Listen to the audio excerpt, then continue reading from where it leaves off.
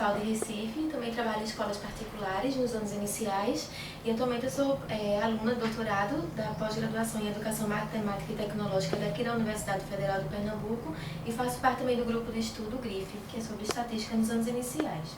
Hoje eu vou contar um pouco para vocês uma experiência que eu vivenciei na vivência de um projeto onde a gente conseguiu presenciar e vivenciar todas as etapas do ciclo investigativo na estatística, que a gente considera isso muito importante. A nossa pesquisa, ela teve início a partir de uma lei que foi criada aqui no município de Recife, que proibia o uso de celulares em sala de aula.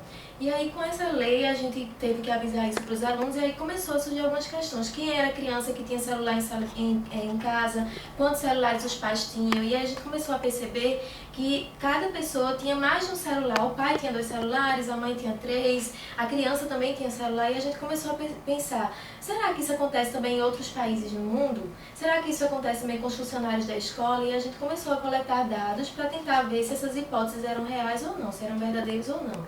Então, a gente fez algumas pesquisas com os funcionários das escolas, da escola e com os alunos de outras turmas e depois a gente, com o que a gente já sabe aqui na universidade sobre materiais que o IBGE disponibiliza, a gente lembrou do site Países.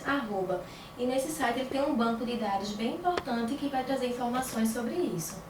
Após a gente pensar no nosso problema de pesquisa, levantar hipóteses e coletar alguns dados, a gente pensou em ir para uma parte mais, ir mais além da sala de aula e conhecer mais sobre o mundo. E aí a gente foi para o site País. A gente levou as crianças para o laboratório de informática da escola e aí eles trabalharam em duplas, que a gente acha muito importante essa troca de ideias entre as crianças. Lá na sala de informática, foi apresentado para as crianças esse site Países, no qual eles poderiam, com o mouse e colocando em cima de cada país, aparecia o nome, né? E aí quando ele clicava, ele tinha a opção de escolher entre esses vários indicadores e informações que tinham aqui. Então a gente ia para a parte que falava sobre redes, e aí a gente pesquisou essa informação, assinantes de telefonia celular, em 2013. E aí sempre trazia, um exemplo, 135,31 a cada 100 habitantes. Os alunos iam montando o banco de dados a partir do site, né, das informações coletadas no site, onde eles colocavam o nome do país, a quantidade de celulares e o continente. Algumas pessoas poderiam pensar, mas como é que você vai trabalhar nos anos iniciais com números decimais, que aparecia lá 131, alguma coisa. Então a gente sempre colocava para as crianças, olha, considera só os números antes da vírgula, e aí a gente conseguiu trabalhar sem maiores dificuldades. A gente pensou também em colocar o continente para poder comparar se tinha alguma diferença, um continente fosse mais rico, ia ter uma quantidade diferente de celulares ou não. Então, após montar esse banco de dados, né, as crianças adoraram essa aula porque o uso da tecnologia é muito interessante, eles visitaram vários países do mundo e aí após montar cada banco de dados dessas duplas, a gente conseguiu fazer uma tabela maior, organizar esses dados numa tabela para poder analisar as informações. Se tinha algum continente que tinha mais celular do que outro por habitante, se era uma característica de algum país que era mais rico ou não. E aí as crianças foram falando, né, cada uma foi falando e a gente foi colocando em relação aos continentes. Com esse banco de dados a gente criou uma tabela, né, que a gente analisava e coletava, juntava todas as informações para poder analisar posteriormente. E aí se a gente for perceber, um país como o Canadá, que faz parte da América do Norte, a gente tem 78 celulares a cada 100 habitantes. Então, a gente não teve como fechar uma conclusão, né, porque a gente não teve uma amostra que seja significativa para aqueles países. As crianças foram pegando aleatoriamente países, então a gente não teve como chegar a uma conclusão, mas a gente conseguiu perceber que, de acordo com alguns continentes, poderia ter um maior ou menor número de celulares por habitante.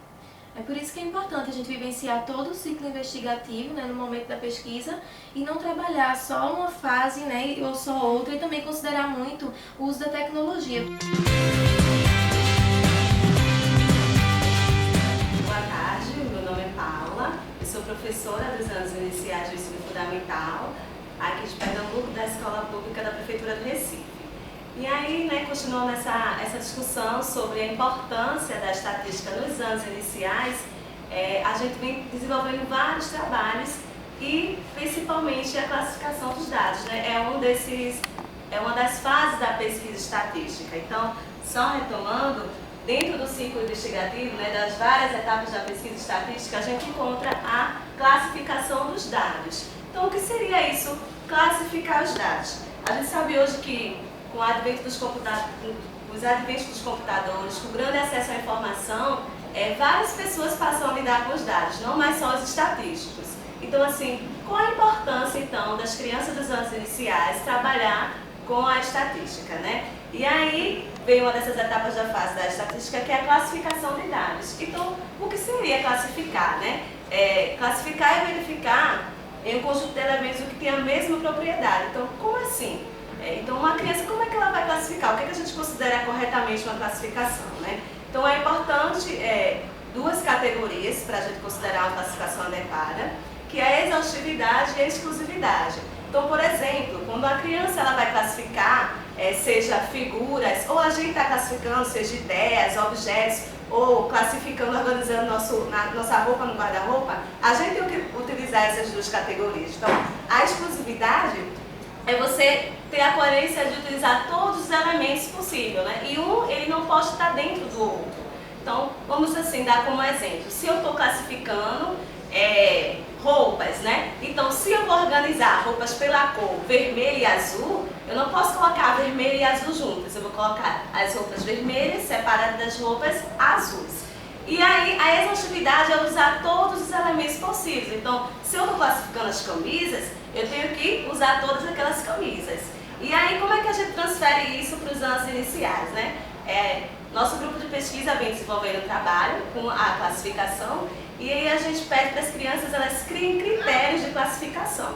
Então, como é que a criança ela vai criar critérios de classificação? E aí a gente traz as estratégias utilizadas pelos alunos. Quando a gente chega na sala de aula e a gente solicita que a criança classifique, e aí eles perguntam, professor, o que é classificar, né? E aí, esse aqui é um exemplo de uma criança que teve contato com a classificação. A gente solicitou que a criança classificasse as figuras em 2 grupos e aí pediu para que ela criasse um critério. Como a gente vê, a criança ela consegue utilizar a exclusividade, ela usa todos os elementos possíveis. Então foi solicitado que ela classificasse 9 figuras de brinquedos. A gente consegue perceber que ela consegue utilizar, porém ela não consegue criar um critério de classificação. O que é que ela faz? Ela coloca um nome qualquer, como esse exemplo, né? Grupo de São Paulo e grupo vegetariano. Então ela não consegue entender qual é o objetivo e aí ela nomeia com o nome que ela acha que tem que nomear os grupos e a gente percebe que não tem o critério.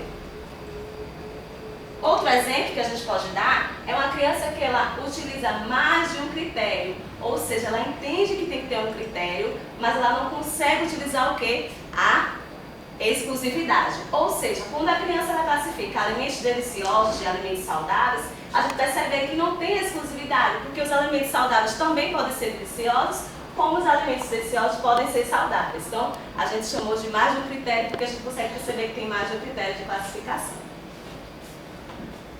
Outra estratégia que é bastante encontrada nos anos iniciais é quando a gente pede para a criança classificar as figuras, né?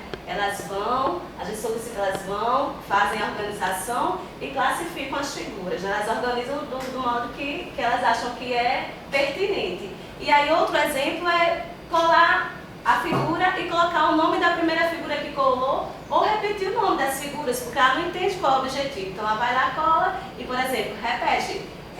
Clubes de futebol, jogos da ginástica, então ela não consegue entender o critério e vai colando da forma que ela acha que é pertinente. E aí, o que é que a gente fez, né? Como é que a gente pode trabalhar para que a criança ela passe desse tipo de estratégia e comece a criar um critério de classificação, né? O que podemos fazer é o seguinte, a gente pode refletir com a criança, por exemplo, nesse aqui. Como é que a criança ela pode classificar corretamente figuras de alimentos? Então a gente pode perceber que ela poderia colocar assim, alimentos saudáveis e alimentos não saudáveis. É uma classificação correta? É. Por que é uma classificação correta? Porque a gente percebe que tem um critério, que seria o tipo de alimento, a gente consegue perceber que ela usa todos os elementos e consegue perceber o importante, que consegue excluir as possibilidades. Os alimentos que são saudáveis, eles não vão ser os alimentos não saudáveis. Os alimentos não saudáveis não vão ser os alimentos saudáveis. Outro exemplo que utilizamos foi com a tabela. O que é que a gente pensou? Né? Que a tabela, como ela organiza os dados, ela poderia ou pode facilitar uma classificação adequada, a partir da organização dos dados dentro da tabela.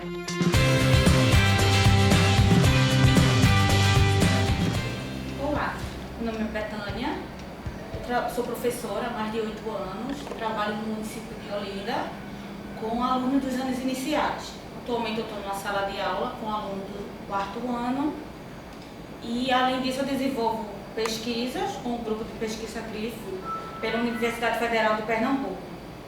Hoje eu vou contar um pouco sobre a minha experiência com a pesquisa que eu realizei com meus alunos sobre escala representada em gráfico.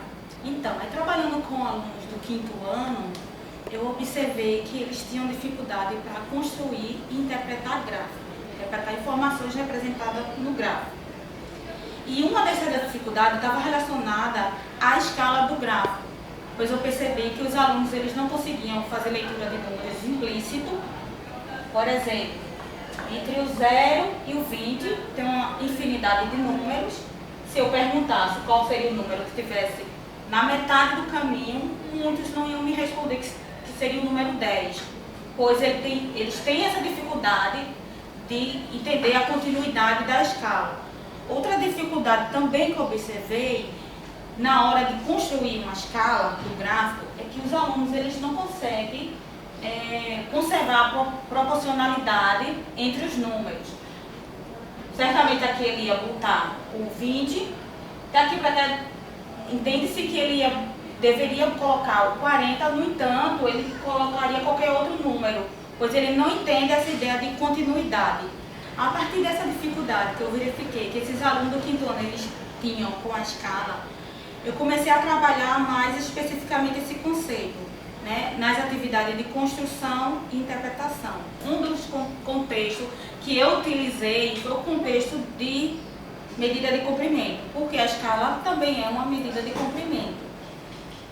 Uma atividade que eu trabalhei com os alunos foi essa atividade, que eu solicitava que eles, nesse percurso da minha casa até a escola, ela estava graduada, embora não mostrasse que ela estava graduada de 100 em 100 unidades, eu fazia algumas perguntas relacionadas ao caminho da minha casa à escola. E nessa situação eu fazia o aluno refletir sobre a proporcionalidade dos números, sobre os valores implícitos, né? Além dessas perguntas, eu ia mais adiante. Eu perguntava entre um número e outro, quem é que está mais próximo? É o número A ou o número B? Então, essa situação fazia o aluno refletir sobre a função da escala, sobre a proporcionalidade da escala, sobre a distância de um número ou outro. Uma outra atividade que eu solicitei que os alunos realizassem foi essa, que eu pedi para ele construir uma escala graduada de 10 em 10 unidades e ele tinha que medir o ponto inicial ou ponto final. E aí a gente ia trabalhando esse conceito de construção de escala entre um ponto e outro. O intuito dessas atividades era fazer com que os alunos refletissem sobre a interpretação de uma escala, a construção de uma escala, a importância da proporcionalidade entre os valores representados na escala, também a questão de entender que entre um número e outro existem vários números que estão implícitos. E aí a gente fazendo ele refletir sobre isso, ele teria mais condições de compreender as informações que estavam representadas no gráfico.